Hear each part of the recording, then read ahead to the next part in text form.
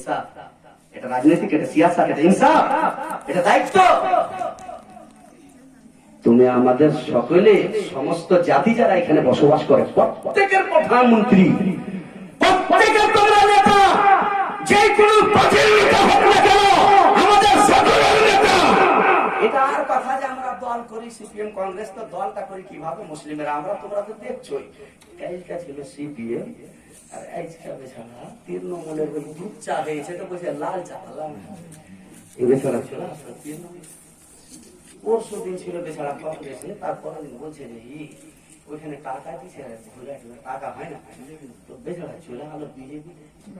তো মুসলমানের যদি এরকম তো রাজনীতি কর, তোমরা বুঝছো না, তারপর কিসে তোমার পাবি করো।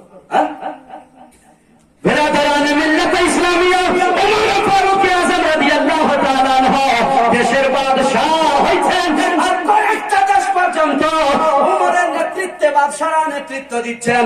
সেই উমর ফারুক আজম জুমার দিন হয়েছে, এই জুমার দিন উমর ফারুক আজম খুতবা দেওয়ার জন্য মিম্বারে বেড়ে যাচ্ছেন। একজন মুসাল্লি বলছেন, উমর দাঁড়িয়ে যাও, দাঁড়িয়ে যাও, তোমার জামাটা এত লম্বা কিসের জন্য?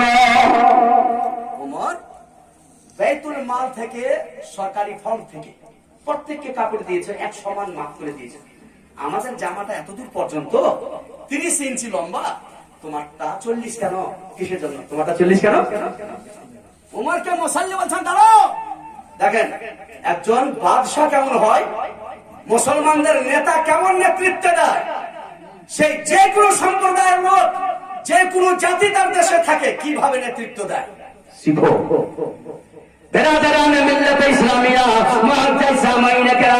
মুসাল্লি বলছেন উমর দাঁড়িয়ে যাও, একটা আমার প্রশ্ন রয়েছে।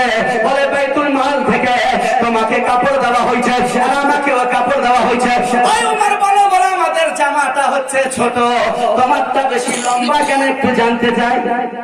উমর বলছেন জানছো, শোনো ব্যাপারটা হয়েছে এই যে আমার জামাটা এই জন্য লম্বা যে আমার অংশে যে কাপড়টা বাইতুল মালে পাইছি আর আমার ছেলে পাইছে, দুইটাকে আমি একসঙ্গে করে আমি জামা সিলাইছি, তো দুইটা কাপড়, দুইজনের অংশের কাপড়ে আমার কাপড়টা লম্বা, তোমাদেরটা ছোট, তোমাদেরটা ছোট। উমর বলছেন মুসাল্লি এই জামাটা যদি তোমার গ্রহণ করতে না হতো তাহলে তুমি কি করতে? উলঙ্গ তলোয়ার চালাইতে। দেখেন একজন পর্যা বাদশাকে, আমিরুল মুমিনিনকে, গভর্নরকে,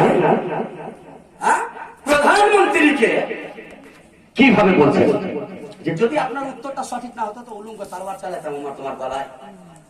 এটা হলো ইসলাম, সব কথা বলার পারমিশন দিয়েছে, কথা উচিত থাকলে বিশ্বাস করার পারমিশন দিয়েছে। এটা হলো ইসলাম, এটা রাসূলের তালিম, এটা আল্লাহর কোরআনের তালিম। মুসলমানেরা 3000 বছর থেকে না, হযরত আদম থেকে এখন পর্যন্ত চলে আসছে। সেটা হলো সব থাকলে যে পর্যায়ের মানুষ হোক না কেন সব বলতে তাকে অধিকার দেওয়া হবে, শোনা হবে, গ্রহণযোগ্য করতে হবে। সে গরিব থাকলে কি হবে, ছোট থাকলে কি হবে, পর্দা থাকলে। উমরে ফারুক আজম বললেন, এই মুসাল্লি শোনো শোনো, তোমার জন্য একটি কথা বলি, তোমার মতো সত্য মুসলমান, তোমার মতো হক কথা বলনেওয়ালা মুসলমান এই পৃথিবীর জমিনে যতদিন পর্যন্ত বেঁচে থাকবে একটা মুসলমানের গায়ে অন্যদের কোনো টাচ করার, অন্যদের আঘাত করার শক্তি হবে না। তোমার মতো হকপন্থী মুসলমান থাকতে গেলে পৃথিবীতে মুসলমানেরা লাঞ্ছিত হবে না, তার গায়ে হাত করতে চাপ করা। এটা হলো মুসলমানদের নেতৃত্ব, এটা হলো